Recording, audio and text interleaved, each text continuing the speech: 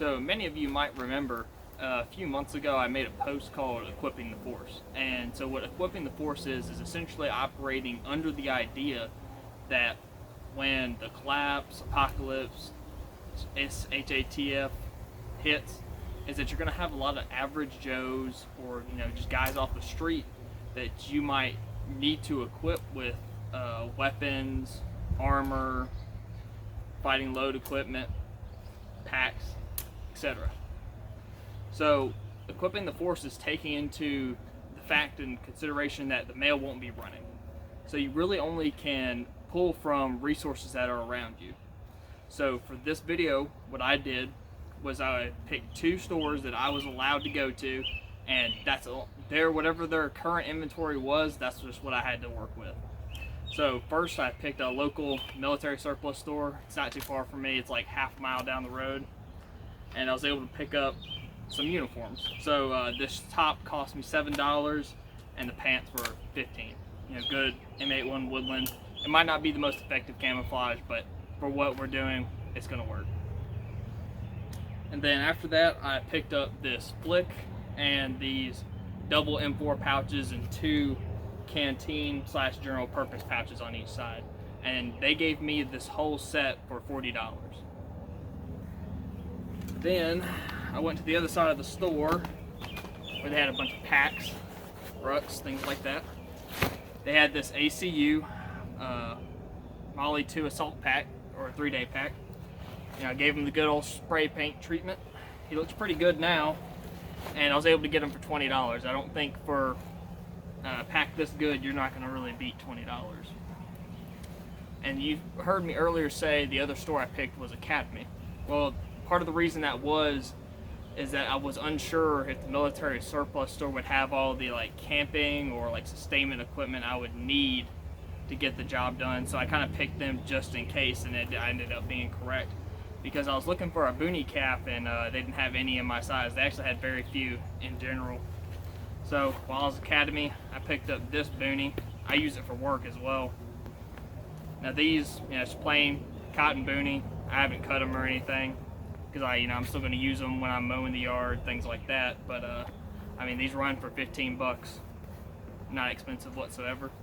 So, and they have a ton of them in stock. You could, if you had to, just grab a buttload of these and hand them out to Joe's, no problem. And actually that goes for all this gear that's in this video. This is stuff that they had, either pallet loads of or boxes of. Especially the UP or the UCP stuff that I spray painted. They had so much of that stuff that you just, I don't know, even if you had enough people, you couldn't get rid of it. But they can't sell it either, nobody wants it. But for our purposes, it makes a great item to either dye or spray paint. Also, another thing I saw at Academy, but I already owned one of these, are these hammocks. And so these hammocks, they come in this little, waterproof bag. They weigh about 1.5 pounds. And for what they are, they actually really are a good value. One of my friends on Instagram, I went camping with, Bushes in the Bushes. I saw him pull this thing out and I was like, man, what is that? It's Chinese garbage. And I did hate on it originally. And then I saw him use it and I was like, it comes with a bug net that you can zip up so you're not getting absolutely raped by mosquitoes. And they only cost about $17. And Academy had some similar to this.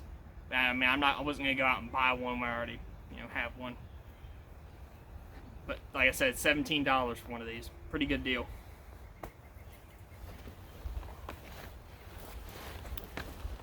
Next thing I grabbed was a tarp. Now this was an ACU tarp, and if you follow me on Instagram, you saw in my story where I painted this.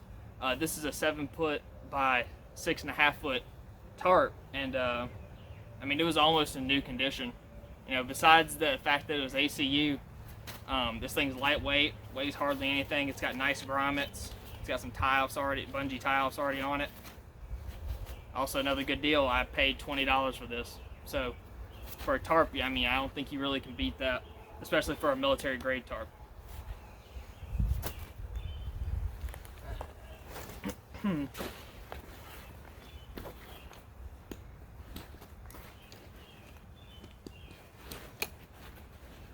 Another thing I picked up from Academy was one of these. Now this is just a plain wool throw blanket, but with that hammock, if you combine this with that, I mean, that's a sleep system that will get you through pretty much all the way through summer. Of course, when you get to winter time, especially around here where I live, you definitely have to come up with something else. But for the summer, this would absolutely keep you warm enough. I mean, ambient temperature outside when it's nighttime is still like 78 degrees, so you don't have any problems really keeping warm. It's something just to cover up, and then when it drops down to 50 or 60 degrees, this thing will hold you over. These are a great value though. If you don't have like an Academy or something near you, they do sell them on places like Amazon. You'll just type in wool blanket or wool army blanket.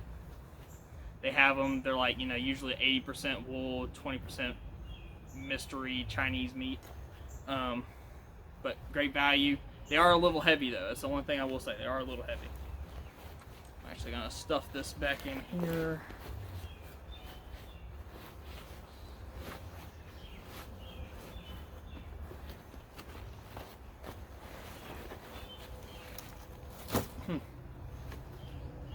And next we'll get on to some sustainment items. So this is a 2-quart canteen. These, so you can see they're collapsible. U.S. Army surplus. This one was made in 2004 by Skillcraft. Now these, they only had them maybe 10 or so of these in a box, but they're selling them for $3. And then with those, I also got these 2 other canteens that are on the flick, but they are both 1 quart. And this one's interesting. I've never seen one that looks like this before. It does say U.S. It's U.S. made, 1993. I've never seen one before. This slimmer 1 quart canteen. Actually, I might incorporate this into my regular kit. But I mean, I was like, man, that's cool. I've never seen one before, and they were selling it for $5. I was like, why not? And also another thing to note, if you are equipping a force, you could use something like Gatorade or just plain, water bottles. They're not going to be as durable, of course, but still perfectly fine, perfectly usable. But you also can get, these 1 quart canteen, especially if they're used.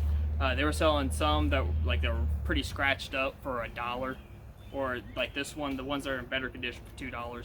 Only thing I will tell you though is to make sure that you properly wash them and look inside them before you start actually using them.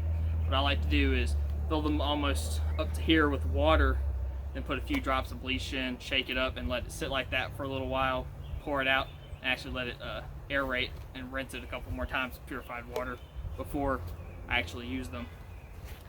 And that gets on, and then we're going to segue into our last sustainment item. They were also selling the Skillcraft Camelbacks, which are the same ones that I was issued in the Army. They're good. I haven't had any burst on me or anything like that. They were selling those for $15. They're the 3-liter type, and they also have the 2 liters for $10. And they're brand new, chemically resistant Camelbacks. And also, matter of fact, let me adjust here. This shamag I'm wearing, they had those as well. Face covering and OPSEC, pretty important for operations. So you can pick one of these up for about $3. And this gets on to our Kevlar. This is just a MIC, I think 2002. Bought it for $140. They were selling PagSats for I think $100, and then they had some newer like ECHs for $200. And then underneath you can see I got some electronic ear pro. So it doesn't have to be specifically these. These are E-Armor M31s. They run for about $35. But they also had things like Walker's Razor Slims, I think they're called.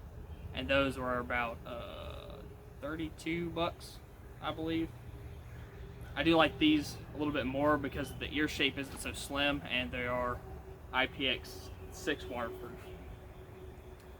And then we're going to go on to our footwear. Actually, I don't know if you can see that. So these are some Merrells. You can pick them up at Academy. I don't really like Merrell on account of their durability issues, but I've had these for nearly a year now, and I've been using them on a construction site and processing, pouring concrete, laying brick, framing, and they've held up okay. So I think for our purposes, they'd be just fine. And finally, we're going to get on to our weapon system. Now this is a Colt upper with a Sendra lower. I haven't finished my poverty build yet. I've had to buy some other things for the business, so been a little out of luck doing that. But I did have this here to just kind of represent some offerings from companies like Aero Precision, PSA. They do offer some budget offerings that are fairly affordable for people, and they usually come in an orientation like this. They either have pick rail on the top and a front sight post, or the pick rail all the way through with a M-lock or quad rails. But that'll be it for this video.